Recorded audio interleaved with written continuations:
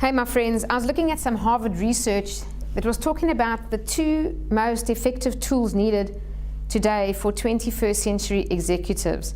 And just for yourselves, just have a guess. What do you think are the two most important or effective skills or tools that executives need in the 21st century to lead organizations well? Well, they may surprise you because they're a little bit different, but these two things are meditation and intuition. So digging around, I thought to relate this best to you guys, I thought I'd refer to one of John Maxwell's best-selling books, which is the 21 Irrefutable Laws of Leadership. And what's really interesting is that these are laws of leadership, which means the way John explains it, they don't depend on a person's belief. You don't have to buy into this information or even like it, but they're laws, which means they apply with or without your consent, with or without your belief. And one of the laws in this book is the law of intuition. And I'm mentioning this because John put so much importance on it. He also says that out of all of these laws, the most difficult one to teach is the law of intuition. And the reason for that is when people are natural born leaders, they just get this chapter. They really do. It's just something that they kind of just understand. But when people don't have any natural leadership ability or haven't developed it at all, or they don't even understand or trust their own intuition on most levels, they really just look at you quite blankly when we talk about this chapter. But it's so important. I wanted just to refer to a couple of things that he's got here in this book. So the one thing that he says is it really helps inform leaders in all areas of the organization and how to be most effective in making quick decisions. And it's things that are quite intangible, like employee morale, organizational momentum, or the dynamics within a team. He also talks about the ability of leaders to just be able to read a situation, that kind of sensing, that knowing, which helps guide them and to make quick and effective decisions. The other thing is that leaders are readers of trends. Now we all know this. How many companies you know that are really good? They either set the trend or they launch their product or they innovate right in front as that trend is taking place, and they basically take the lead. And they have all the success, and everybody else after that is kind of a copycat. Well, a great example of this is Apple. Steve Jobs, you may or may not know, he was actually fired from Apple, the company that he was one of the founders of, in the mid-1980s. And then their computer market share went down from like 15 all the way down to about 3 towards the end of the late 1990s. So Apple hired Steve Jobs back. He just got into the company, and very, very quickly, he suddenly axed 70% of all their projects.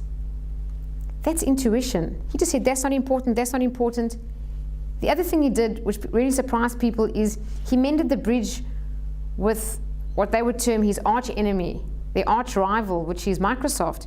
So they did an out-of-court settlement on some dispute they have, and Microsoft paid Apple $150 million to settle that out of court. And then he used that $150 million to invest in the innovations that he was doing. The minute he mended that bridge, where most people said he was crazy, Apple stocks went up that day by about 33%. And the other thing is the attention and the focus that Steve Jobs put onto the iPod and got almost 100% of his attention. And no one was interested in doing that. And he said, this is leading the way for a digital lifestyle.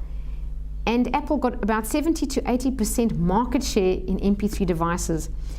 That's absolutely massive. That's a perfect example of leadership intuition and how it can really change the results of a company significantly. So when it comes to intuition, John really puts a lot of emphasis on it and talks about understanding your own level of intuition and being able to kind of learn to trust it and develop it. Well, I want to talk about this because in the Silva method, it's a 4-day program, and it's a dynamic meditation program. So if you've never learned how to meditate, you certainly will know how to meditate after these 4 days. And if you do know how to meditate, this is guided meditation. It's dynamic meditation, not passive where we clear the mind. So we're actually using the mind and we are programming it for success or for our goals or how to achieve what we want or even for better health. And then if you look here, this is just a brainwave chart from the Silva method, and I don't want to get too technical, but while I'm talking to you now, my brainwaves are quite fast. I'm in what we call the beta brainwave state. In dynamic meditation, we are in the alpha state, that green bar, that green level there. And the alpha state is where we have the most creativity, the best ability to solve problems. We are calm, we are relaxed, we can de-stress straight away, which is really important for executives today. And that's where we also access most of our intuition.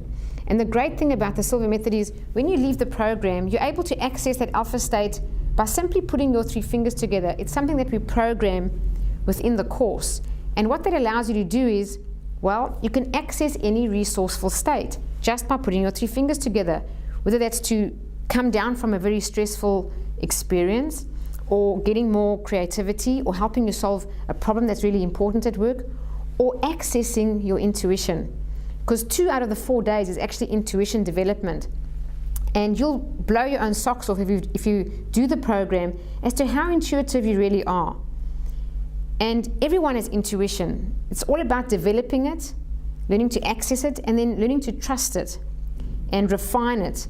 And that's what we do in the Silva method. So I'm mentioning that because there you have it. Meditation and intuition, according to Harvard research, are the 2 most important skills for executives today in the 21st century. So my friends, if you want any more information on that, please visit the website. Otherwise, have a wonderful day and God bless.